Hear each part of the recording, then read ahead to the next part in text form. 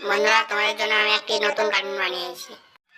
একটি অসহায় টিয়া পাখি এবং কোটিপতি টুনটুনি পাখির গল্প। মাসলা গ্রাম নামে একটি গ্রাম ছিল। সেই গ্রামের মধ্যে একটি বিদ্যালয় ছিল।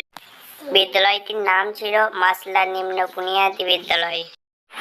বিদ্যালয়ের ছেলেগুলো বাইরে খেলা করছিল এবং তার উপরে একটি টিয়া পাখির বাসা। টিয়া পাখিটি তার বাচ্চাদের সাথে কথা বলছিল। বাচ্চারা, আমি বুঝতেই পারছি তোমাদের খুব খিদে পেয়েছে। আমি তোমাদের জন্য খাবার নিয়ে আসি, তোমরা এখানে থাকো। তোমরা এই বলে টিয়া পাখিটি চলে গেল খাবার জোগাড় করতে। আমি তো এখানে চলে এলাম, কিন্তু কোনো খাবার দেখতে পাচ্ছি না তো। সে অনেকক্ষণ থেকেই ওখানে বসে বসে কিছু একটা ভাবছিল। সে এদিক ওদিকে তাকিয়ে খাবার খুঁজছিল, কিন্তু কোনো খাবারের সন্ধান পেল না। সে পিছনের দিকে ঘুরে তাকালো এবং দেখতে পেল একটি ছোট্ট ছেলে এদিকে এগিয়ে আসছে। আজকের এই ভিডিওটা এখানেই শেষ হলো। হ্যালো বন্ধুরা, এই ভিডিওটা আমি প্রথম বানালাম। যদি কোনো ভুল হয়ে থাকে ভাই মনে করে ক্ষমা।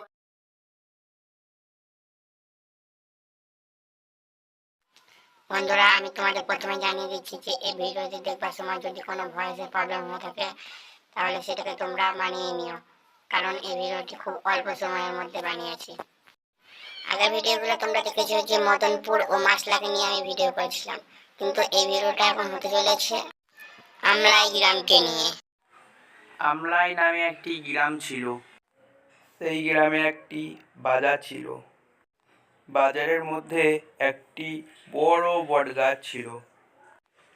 এই গাছটির মধ্যে একটি টুনটুনি পাখির বাসা ছিল। মা, মা, আমার খুব খিদে পেয়েছে। ঠিক আছে সোনা, তুমি এখানে থাকো, আমি তোমার জন্য খাবার নিয়ে আসছি। তুমি এখানেই থাকবে কিন্তু। সে খাবার সংগ্রহের জন্য বাসা থেকে বেরিয়ে পড়ল। হা হা, আচ্ছা আচ্ছা, আচ্ছা। সে কিছুটা পথ অতিক্রম করলো, কিন্তু কোনো খাবার সে দেখতে পেল না। কিছুক্ষণ পর এখানে তো দেখছি অনেক খাবার পড়ে আছে। এই সুস্বাদু খাবারগুলো একটু খেয়ে দেখি।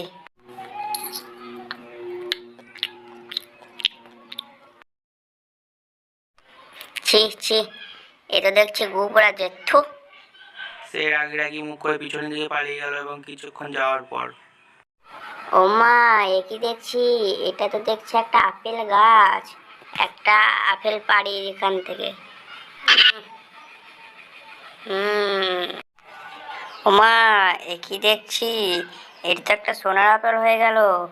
ও, ঠিকই আছে, এটা নিয়ে আমি বাড়ি চলে যাই। আমি তো এখন বড়লোক হয়ে যাব। আপেলটাকে নিয়ে সে তার বাসার দিকে চলে গেল। টুনটুনি বাড়ি ফিরে এলো এবং সে সোনার আপেলটির ব্যাপারে তার ছানাকে সমস্ত কথা বলল। এ কথা শুনে টুনি ছানা খুব আনন্দ পেয়েছিল। মা, তুমি ওই আপেলটাকে বিক্রি করে দিয়েছো গা, আর আমার জন্য কিছু খাবার নিয়ে এসো। ঠিক আছে বাছা, ঠিক আছে, আমি খাবার নিয়ে আসবো। আপেলটাকে তো মুখে করে নিয়ে যাওয়া যাবে না, সোনার আপেল বলে কথা। আপেলটাকে একটি ঝুড়ির মধ্যে ভরে নেব। বাজারে যাওয়ার সময় পিসিমাকে সঙ্গে নিয়ে যাব। যে দিনকাল পড়েছে কিছু বলার নেই। কোনো মানুষ আমাকে দেখে যদি এগিয়ে এসে ঢিল ছুঁড়ে আপেলটাকে নিয়ে নেয়, তখন আমার আর কিছু করার থাকবে না। তখন আমার সর্বনাশ হবে। তার চেয়ে বরং পিসিমাকে আমি নিয়েই যাব। যাই, এবার পিসিমাকে ডেকে আমি ওদিক দিয়ে চলে যাব। টুনটুনি তার পিসির বাড়ির দিকে এগিয়ে গেল। টুনির বাড়ি থেকে তার পিসির বাড়ি অনেকটা দূরে অবস্থিত, তাই তাকে অনেকটা পথ অতিক্রম করে যেতে হতো তার পিসির বাড়ি। অবশেষে টুনটুনি তার পিসির বাড়ি পৌঁছে গেল।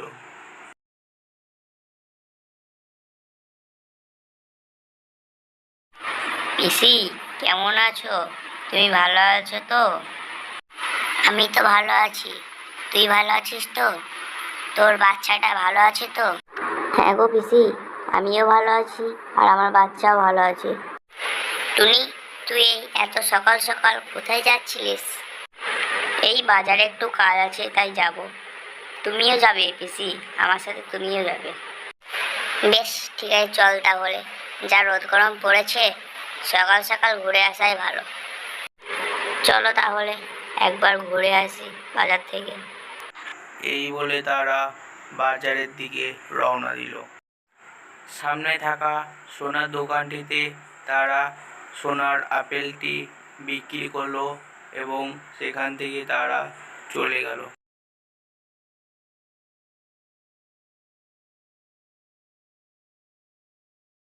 তারা দুজনে বাজারের সবজির দোকানের দিকে এগিয়ে গেল। সবজির দোকানে এসে তারা কিছু পরিমাণ সবজি কিনলো। আমাকে এখানে কিছু পরিমাণ সবজি দিয়ে দেবে তো? তাদের বাজার করা হয়ে গেলে বাড়ির দিকে রওনা দিল।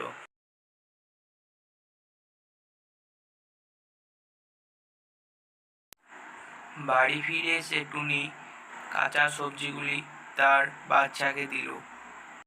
টুনির বাচ্চা সেগুলো খেয়ে নিল, কারণ আমরা জানি তারা কাঁচা সবজি খেয়েই বেঁচে থাকে। তারা দুজনে বাসার মধ্যে বসে গল্প করছিল। মা মা, আজ আমি খুব খুশি। তারা এত খুশি হওয়ার কারণে এখানে নাচানাচি শুরু করলো। এখানে ভিডিওটি শেষ হলো। টুনটুনি কৌতূহলী এবং ভিডিওটা কেমন হয়েছে তোমরা কমেন্ট করে জানাবে। এই চ্যানেলে নতুন হয়ে থাকলে চ্যানেলটিকে সাবস্ক্রাইব করো।